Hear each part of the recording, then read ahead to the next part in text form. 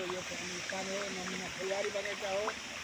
यो चाहिँ आज पानी फुल्ने पानी खाने बालबाट धुलोधारा हो। एउटा मन्दिर हो। अब यो ठाउँ चाहिँ भगवान्को लागि हो। हेर्नुहोस्, दुःख भयो भनेर दुःख मान्नु हुँदैन। ज्ञान हुनु पऱ्यो, तत्त्व ज्ञान भगवान्ले दिन्छ, तत्त्व ज्ञान हुनु पऱ्यो, मन हुनु पऱ्यो। धन भएर केही पनि गर्दैन, धनले केही लाँदैन। धनले त धन मान्छेलाई धनले चाहिने उहाँ काम गर्नै दिँदैन।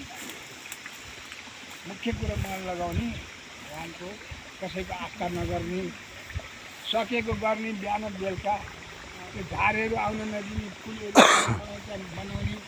यो त नमुना फुलबारी बगैँचा एकदम जडीबुटी चाहिने। मैले जडीबुटी जस्तै यो फुलहरू पनि जडीबुटी हुन्छ, हावापानी राम्रो हुन्छ, जिउलाई आनन्द दिन्छ। यो सल्लाहको रुख, यो सल्लो भएको हुनाले रोग लाग्दैन। सल्लाहको रुख पहिला पहिला यो त प्राचीन हो। फेरि यो कसैले चाहिँ नि विरोध गरेर हुँदैन। काम गर्नु पऱ्यो, मुख्य कुरो खट्नु पऱ्यो। जसले खट्छ, जसले काम गर्छ त्यो। म एकजनाले यति काम गऱ्यो भने अरू म जस्तो 4 जना हो भने देश विकास कस्तो गर्ने? जस्तो पनि हरियाली हुन्छ, हरियाली बनाउने। अब नमुना फुलबारी बगैँचा बनाउने, जम्मै बोट बिरुवाहरू रोपे, सबै केरा फल्या छ, अम्बा फल्या छ, खान पाइन्छ। अरू अरू फलफुल फल्या छ। यहाँ मैले चाहिँ सबै बिरुवाहरू, भोटेमल, नासपातीहरू जस्तै चाहिँ यहाँ मैले त्यो सबै बोट बिरुवाहरू चाहिँ लगाएको छु। जडीबुटीको पनि लगाएको छु। फेरि सबै भइराखेको छ, अहिले राम्रो भइरहेको छ। तपाईँहरू आउनुहोस्, नयाँ नौलो मान्छेहरू आउनुहोस्, कालीनाथ जाने मान्छेले सिधैदेखि दर्शन गर्नुहोस् भन्छु। गुमाको कुटी पनि यहाँ तल छ।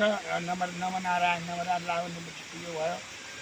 अब चाहिँ तपाईँहरूले सोचेर धर्म कर्म गर्ने नै सोचेर हो, कसैको करकापबाट होइन। म त्यही भन्न चाहन्छु। सबैजनालाई चाहिँ म आह्वान गर्दछु, होइन? मेरो भनाइ त्यही छ। तपाईँहरूले केही भन्नु छ भने भन्नुहोस्।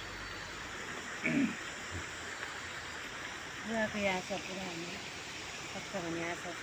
यतिकैमा हामी पनि अब जानलाई बुवासँग